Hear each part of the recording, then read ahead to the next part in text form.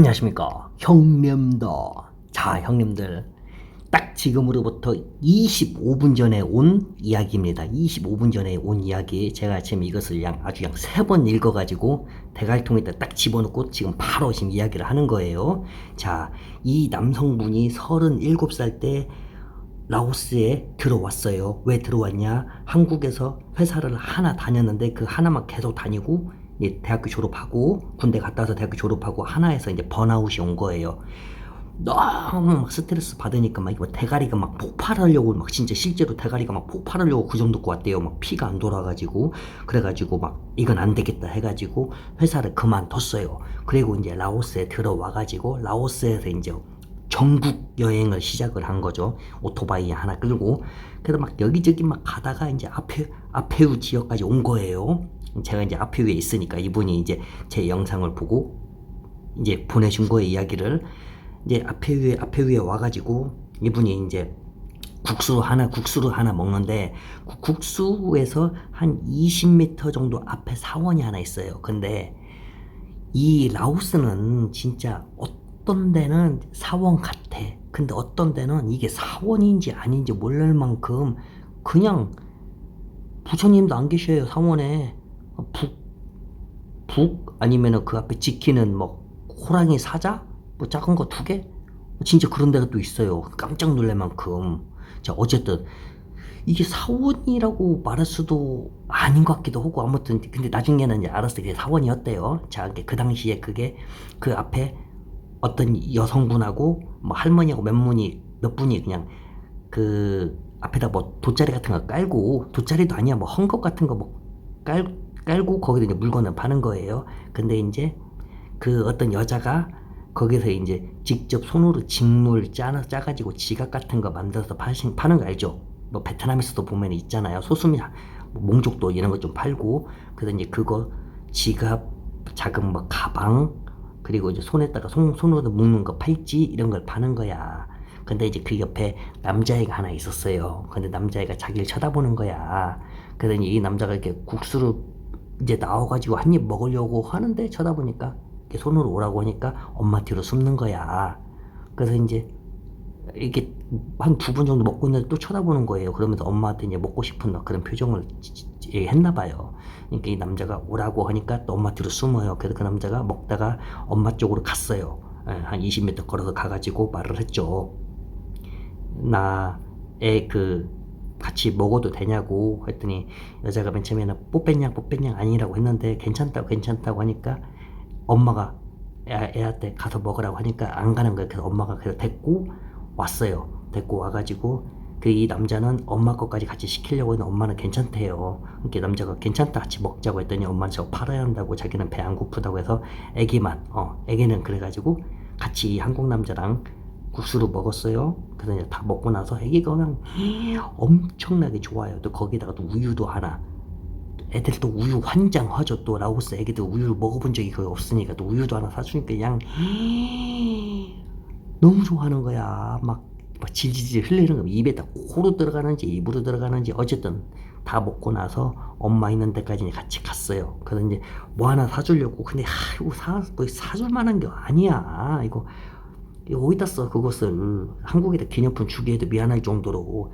근데 이제 다행히 팔찌는 좀 살만할 때, 팔찌는 얼마냐 했더니 15,000깁이야.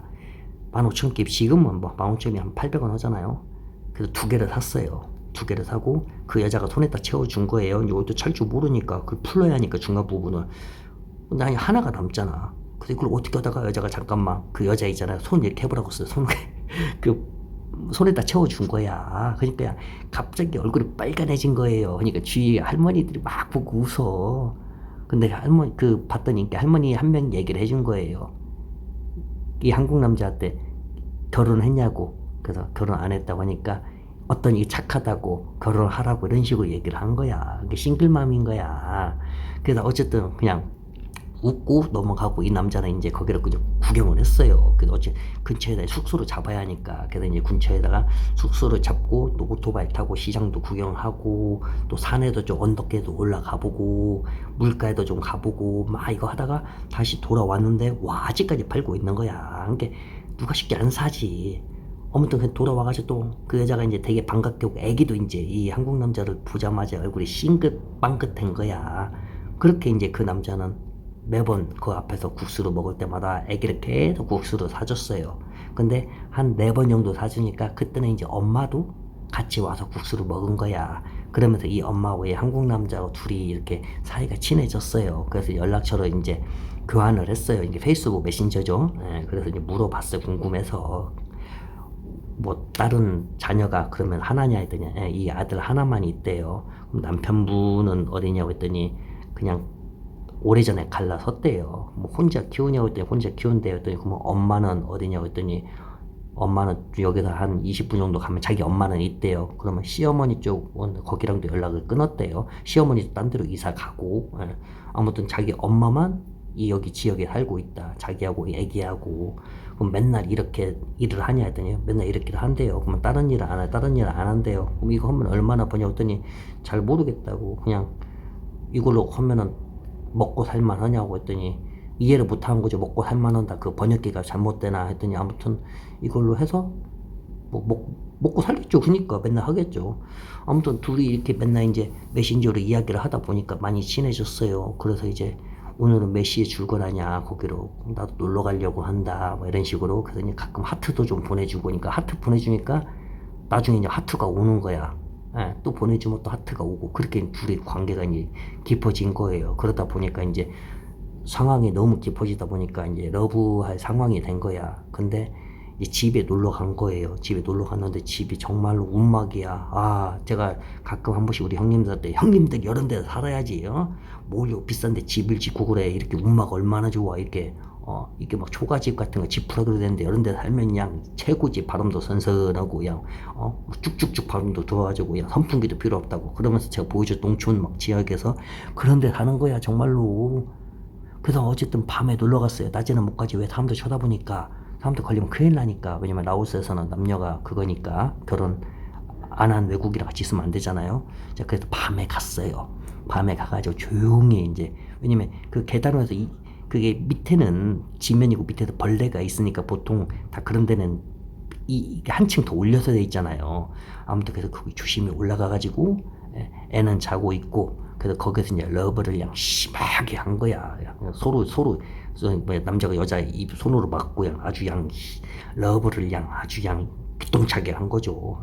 그 이후로 어떻게 돼서 밤마다 간 거야 아주 그냥. 자 그렇게 둘이 사이가 더 좋아졌는데 근데 시간이 지나고 나서 대박이 그 여자가 이제 아기가 이제 그렇게 된 거예요. 아기가 새로 잉태할 이 남성의 DNA를 아무튼 그렇게 됐어요. 근데 그 중간에 이제 이야기가 있는데 그것은 패스.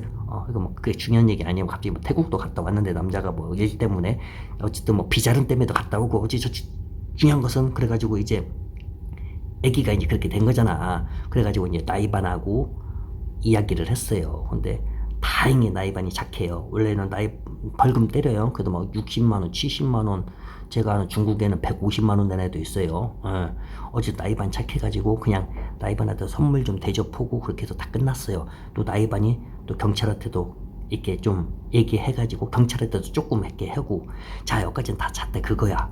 그래도 나이반이 또 집까지 구해줬어요. 같이 살 집까지. 물론 나이반이 집 구해줘서 돈은 한국 남자가 됐죠. 자 그렇게 사는데 중요한 건 이 남자가 이제 그동안 이제 번아웃이 올 때까지 한국에도 돈을 벌었잖아요. 어느 정도 여유가 되니까.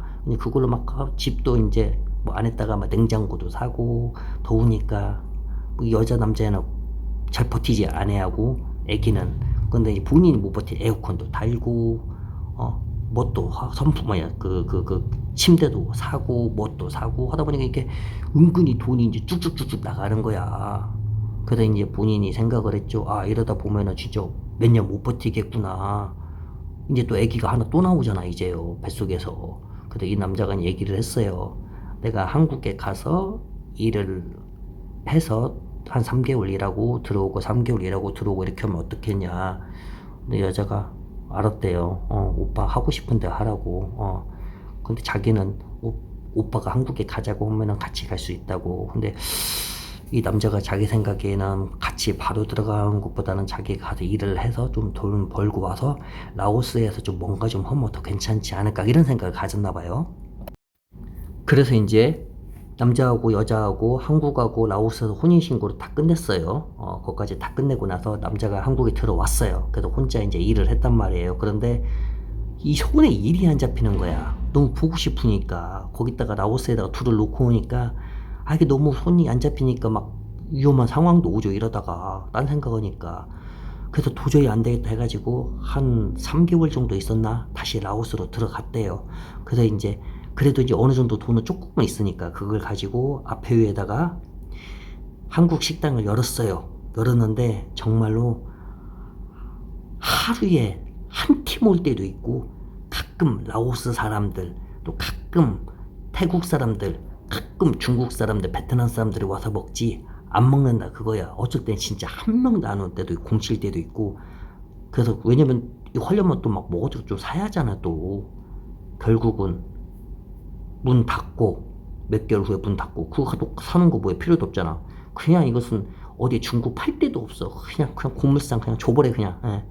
그렇게 해서 돈 좀 까먹고 그러다가 또 뭐 사업 아이템 구상한다고 또 그 시간에 또 돈 까먹고 이렇게 까먹고 하다 보니까 이제 돈이 더욱더 이제 줄어들어 버린 거예요. 이제 너무 이제 위험 상황까지 왔어.